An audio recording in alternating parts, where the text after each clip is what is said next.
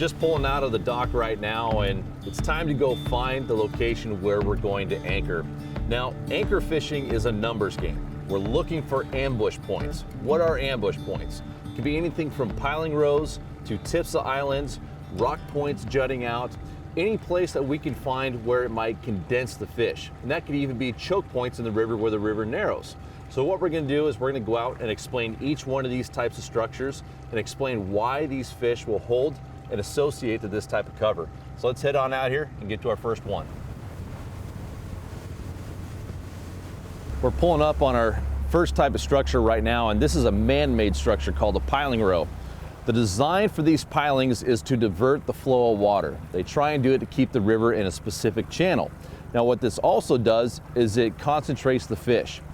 These salmon can absolutely swim through the pilings, but more times than not, it creates a boil in behind it. The fish will slow down, find a gap where they can either shoot through or come all the way out around the tip. So on a piling row such as this, there's big boils in behind it. It's not gonna be the best to tie off to the pilings because you don't have consistent current to give your gear action. So on a piling row such as this, we're probably gonna wanna anchor up to the outside, just out here off this edge where that current speeds up and we can get consistent action out of our gear. So in some cases, you can tie off to the pilings themselves if there's enough water flowing through during high water situations. Or right now, since we're at normal flows, coming off the edges of them and fishing off the points of these piling rows is gonna be your best bet. Now we're pulling up on some underwater structure that we call a hump. And these humps can be great spots to anchor up and target salmon. But there are a couple subtle nuances that we need to understand when fishing this structure. So right now I'm on the back side of the hump on the downstream side, and it's the deeper water. We're back here in 28, 30 feet of water. And as I continue to go upstream, we're gonna see it come up into about 23, 22 feet of water. When we're anchoring on these humps, we want to make sure we are not anchoring directly on top of them. We want the boat upstream of the hump. The reason why is because we want our gear on the shallowest part of that structure. If your gear is on the back side of it, you're getting less current and you're not getting the best action out of your lures. Also, when these fish are coming up on top of these humps, they bite better. If you're targeting them in the deeper holes like this 30 foot in behind this hump, they're not gonna bite as well as when they come up on top. When they come up on top, these fish are moving and are active. An active fish is an aggressive fish, is a biter. So make sure that your gear is up on top of the hump when you set up on it.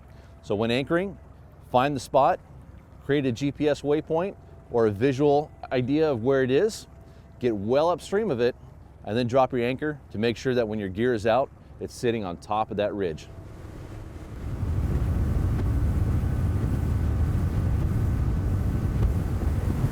The next area that we're going to consider is the bottom end of an island, which is a great place to target spring chinook. Fishing the bottom end of an island will give you two options. During normal flows, you want to be on the main channel side of the island. You're going to get more current. During higher flows, you can go to the back side of the island where it's going to get more normalized flows and more fish will concentrate out of the main channel. So what you can see here off to my side right now is the bottom end of this island. And I'm only in about 2 feet of water right here. And it drops off immediately from 2 feet down into the main channel. So we're getting more current off the main channel side right now because we're in normal flows. So if we were fishing here today, we'd be fishing on the south side of this island on the channel side. During higher flows, maybe a little bit later in April and May, we can fish on this inside over here because it's going to get more current and the fish will concentrate to the softer edges. When fishing the bottom ends of islands, terraces, humps, regardless of where you are, these fish are what is called optometric. They will always be following some sort of structure, be it a current seam, a ridge line, a terrace, or a hump. At bottom ends of islands like this will have drop-offs on either side. These are great places for these fish to follow along that steep drop-off edge and continue their trek back up to the spawning grounds. This next spot that we're pulling up on right now is a point, and whether it's out of rock or a sand point, they're great locations to target springers. The reason why is because it concentrates the fish. What we have here on the inside of this point is dead water. It's all slack, it's a back eddy. I'm right now going straight up the current seam where these fish can be traveling. Over here on my left, the current's a lot faster. So this point that we're coming up on here right now is going to concentrate the fish, push all the fish that were up against the bank back out towards this seam and the main point right here. Now when you come up on these points, you can see where they stick out and enter the water, but you must also understand that they're going to continue down into the water itself. And looking at my depth finder right now, I can see that the point directly to my right is extending out right here, going all the way out into the river bottom itself. So when you're anchoring on these spots, just like fishing the humps, you want to make sure you anchor upstream of them and then back your gear back out on top of that ridge, because that is where the fish are going to come up on top, get active, and where you're going to find your biters. Along a lot of these larger river systems like the Columbia or the Willamette, we get these sand beaches. And when you have smaller particles of material along the bed, it creates terraces down in the water column.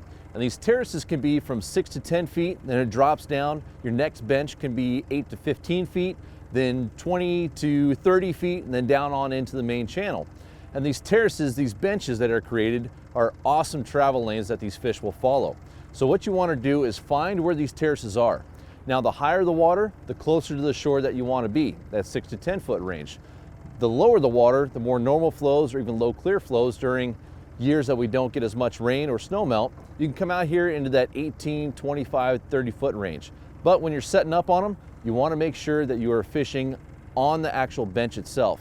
So right off the edge where it drops off, and then on that terrace, or down the next bench onto that terrace. So fish right up one side of the boat on the bottom end of the drop off with your gear fishing right on that flat. This last spot we're going to talk about for anchoring up for spring chinook is a flat. Now these flats are not ideal for anchoring, and the reason why is because the fish can spread out. What I have behind me here is just a big uniform depth flat, all 18 to 22 feet of water, and you'll see a lot of boats anchor up. Lots of hog lines will appear on these flats, and they can be productive, but only when the water temps are up, say 48, 50 degrees or higher. The reason why is because when those water temps are up, the fish will cover a lot of ground quickly. So on these flats, the fish will jump up, they'll be covering a lot of ground, and you can have good days, but only in those certain situations. So these flats like this are last on my list for anchoring, but if it's the last resort, you can still catch fish on them.